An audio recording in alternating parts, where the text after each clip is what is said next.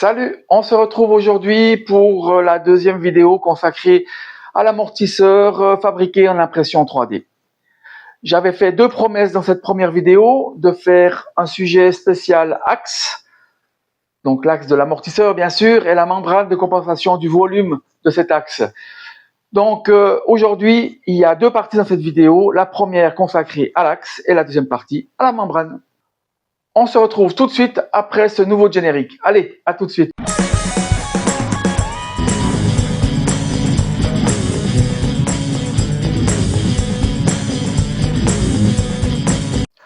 Avant de commencer avec le détail de cet axe, je vous recommande d'aller voir ce lien, car cet amortisseur est lié au projet de ma moto télécommandée, de moto Grand Prix télécommandée, qui est très spéciale, très performante, et vous verrez, c'est assez surprenant. Donc allez voir ce lien. Maintenant, passons tout de suite à la fabrication de cet axe. Dans cette première partie, je vais vous expliquer à quoi il faut faire attention quand on fabrique cet axe. Par contre, je ne vais pas vous expliquer comment tarauder, comment fileter. Vous trouvez tout sur d'autres vidéos, sur YouTube ou ailleurs, consacrées au taraudage et au filetage. Donc, on va tout de suite commencer avec le programme 3D et on va expliquer tout ça bien en détail. Allez, on y va. Voilà, on se retrouve sur mon programme dessin 3D Fusion 360 pour ne pas le nommer.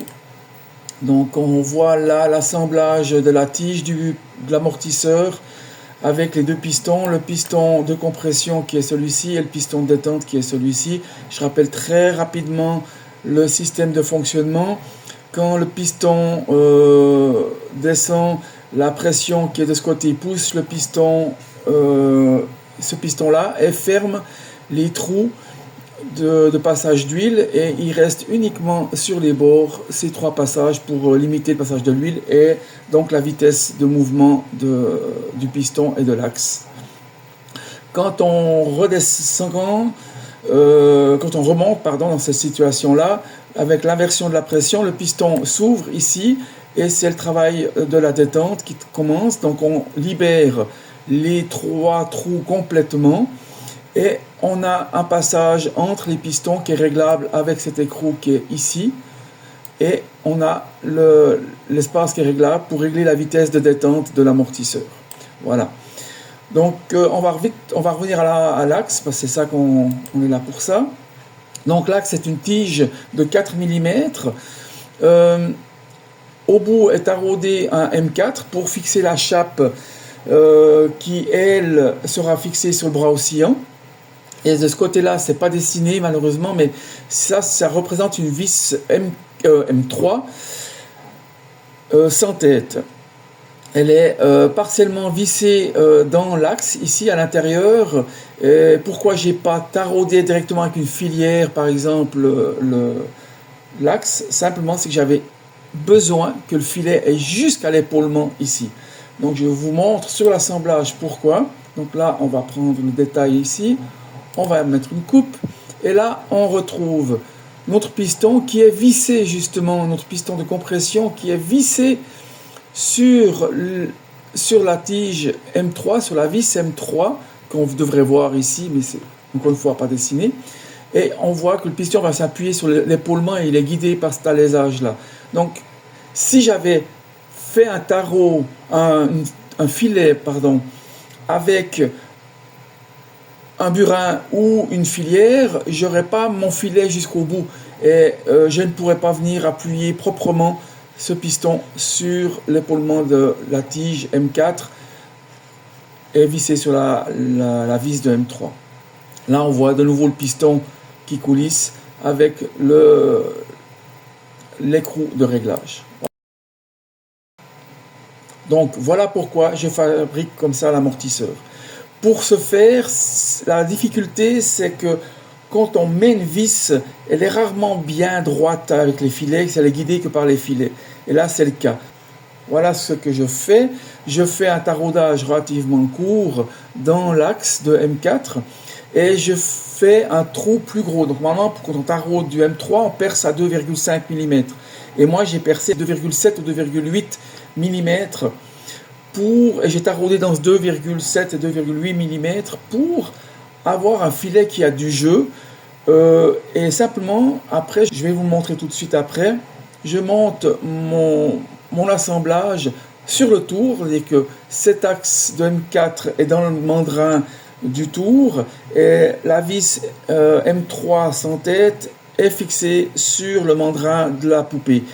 Je visse ensemble, je mets de la Loctite définitive, donc de la colle si vous préférez, la colle pour la mécanique, et je les aligne dans le tour comme je vous le montre maintenant.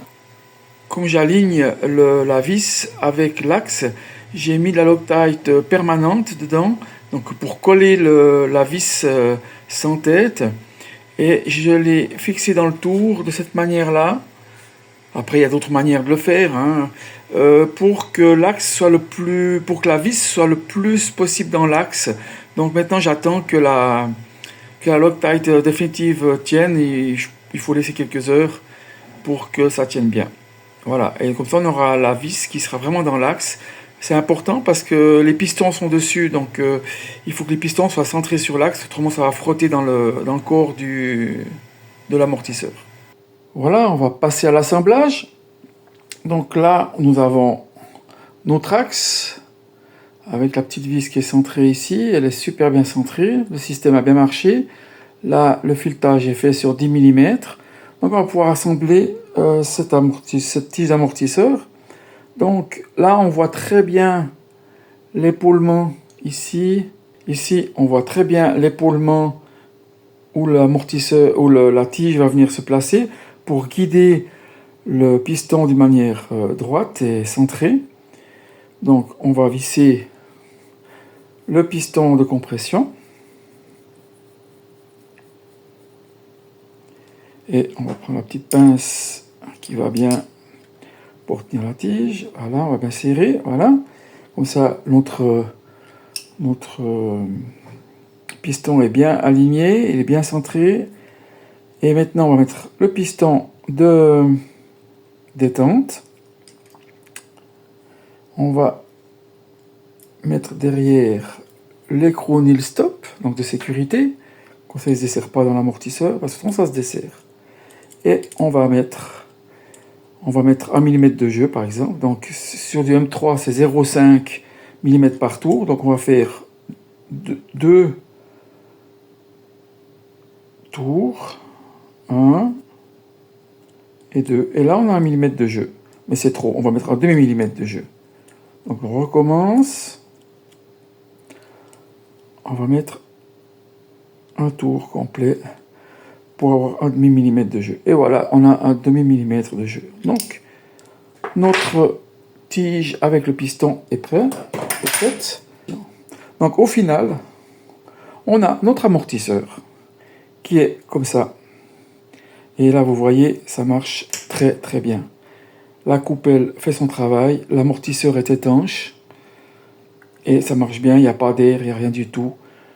Tout fonctionne à merveille. Alors après, il faut voir sur le temps d'usure, on va voir comment ça se passe, mais voilà, pour l'instant c'est fonctionnel, ça marche bien, je suis content, j'ai atteint mes objectifs. Donc voilà, la manière de faire l'amortisseur en impression 3D. Cette fabrication d'axes étant terminée, on va passer à la deuxième partie. Mais juste avant, je vous propose de mettre un petit pouce bleu si vous aimez cette vidéo, et plus si affinité, comme on dit. Donc maintenant, on passe à la membrane. On se retrouve tout de suite également sur le programme 3D. Allez, à tout de suite. Comme convenu, on se retrouve sur l'ordinateur. Pour faire simple, on a ici un boîtier qui va recevoir le moule femelle en bas ici, qui a la forme de la coupelle, de la membrane, d'accord? Et après, on rajoute la partie moule qui est la partie mâle. Donc on va pouvoir former toute la membrane. Donc on va la mettre en place. Voilà, elle est en place. Donc là, on voit bien la partie mâle ici qui est claire. Et là, on voit si la coupe n'est pas partout, c'est qu'il y a des échappements qui sont là, des fentes comme ça. C'est-à-dire que quand on presse le caoutchouc, la matière, qui est liquide. L'air peut s'évacuer par là et le surplus de caoutchouc aussi par ces lumières. Il y en a 4. Sur les 4 côtés, il y en a une au milieu.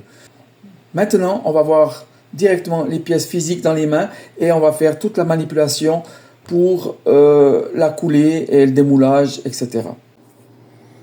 Donc là, on retrouve notre moule avec ces 3 parties comme on a vu sur le programme 3D.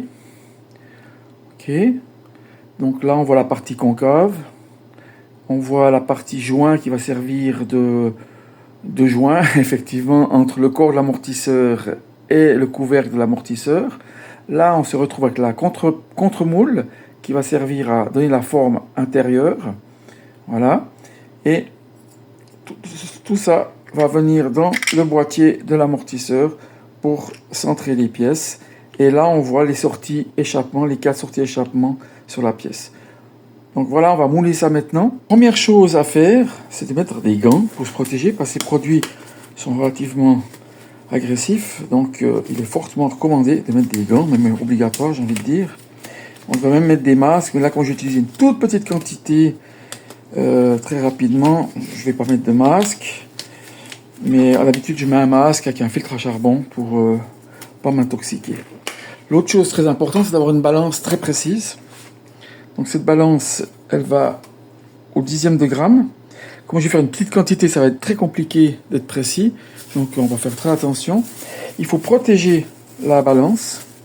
Donc je mets ce petit film plastique dessus. Le problème avec ces résines, c'est qu'il faut être extrêmement précis. Et quand on fait des petites quantités, c'est encore plus important parce que une variation, ça va vite une incidence. Donc là, je vais faire 10 grammes parce que c'est même beaucoup trop pour ce que j'ai besoin pour cette membrane. Mais aller en dessous, ce serait un peu de la folie. J'utilise une cuillère. Ça me permet de moins me faire avoir dans les dosages. Vous voyez, j'ai mis une cuillère, une grosse cuillère.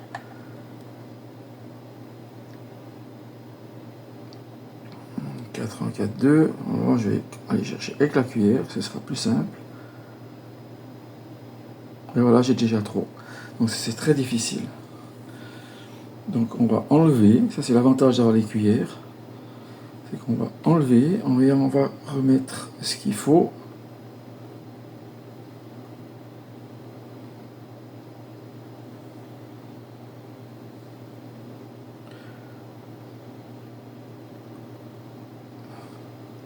Voilà. Donc c'est clair qu'il ne faut pas prendre la même cuillère pour le produit B, parce que c'est des 2 composants. Donc maintenant on va prendre une nouvelle cuillère, le nouveau produit, l'autre produit. Et là, ah bah ouais, la balance, elle a déjà réagi. Voilà, on va enlever ça. En espérant que ça soit bon, voilà. Maintenant la difficulté c'est de mettre le deuxième produit sans se faire avoir, parce que là je ne pourrais plus l'enlever. Donc, c'est très visqueux et c'est un produit qui est très très lourd. Voilà, c'est parti. Voilà, 10 grammes, il faut surtout pas en mettre plus. 10,1, ça devrait être bon normalement. C'est pas l'idéal parce que c'est pas exact, mais voilà, maintenant il faut brasser. Il faut surtout très très bien mélanger, c'est très important.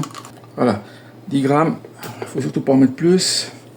10,1, ça devrait être bon normalement. C'est pas l'idéal parce que c'est pas exact, mais voilà, maintenant il faut brasser. Il faut surtout très très bien mélanger, c'est très important de bien mélanger.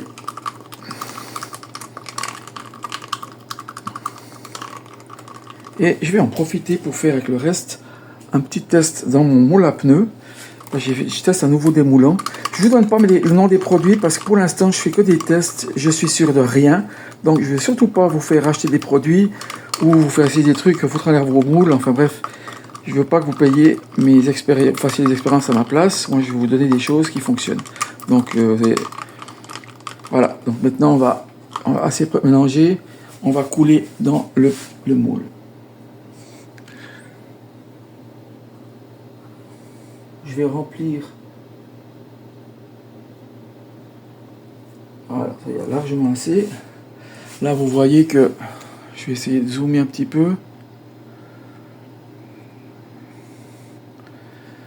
Voilà. Voilà, donc là on voit bien la résine, il y en a partout. Donc quand on fait des pneus complets, il faut vraiment être rapide. Là, ça va, c'est tout petit en fait, j'ai beaucoup moins stress pour le faire. Et voilà, maintenant je presse. Et on voit que les échappements sont tous remplis.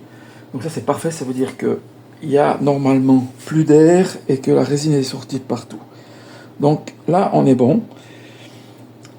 Je presse bien. Pour l'instant, voilà, on se retrouve à peu près 24 heures plus tard. On va protéger la balance, on va la déplacer.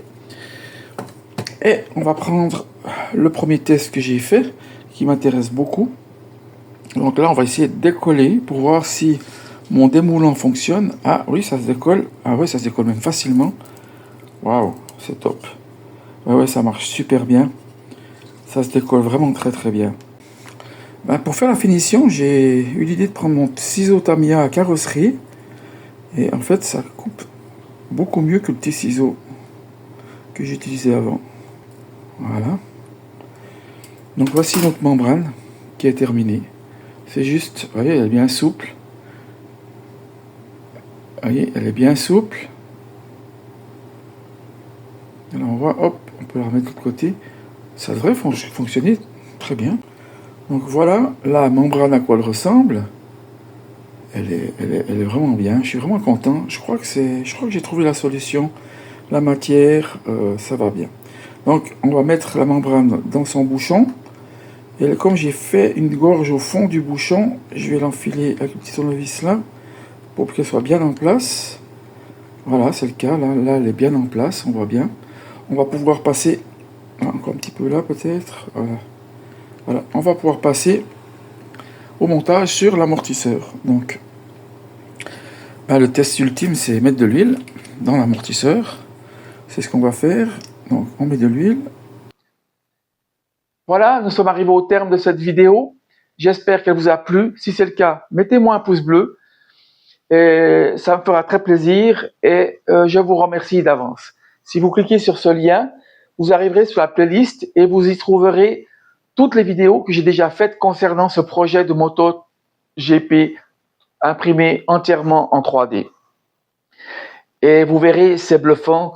Le pilotage est différent, c'est très réaliste. Techniquement, c'est très abouti aussi. Donc, allez voir, c'est pas mal, vous verrez. Sur ce lien, vous avez la vidéo numéro 1 concernant l'amortisseur que nous avons terminé aujourd'hui. Donc, avec cette vidéo 1 et la vidéo d'aujourd'hui 2, vous avez toutes les informations pour fabriquer un amortisseur en impression 3D hydraulique et bien réglable. Si vous cliquez sur le lien ici sur le logo, vous serez abonné à ma chaîne et vous ne louperez plus rien de ce que je vais sortir. Voilà, je vous remercie pour tout, de m'avoir suivi et je vous dis à bientôt. Tchuss!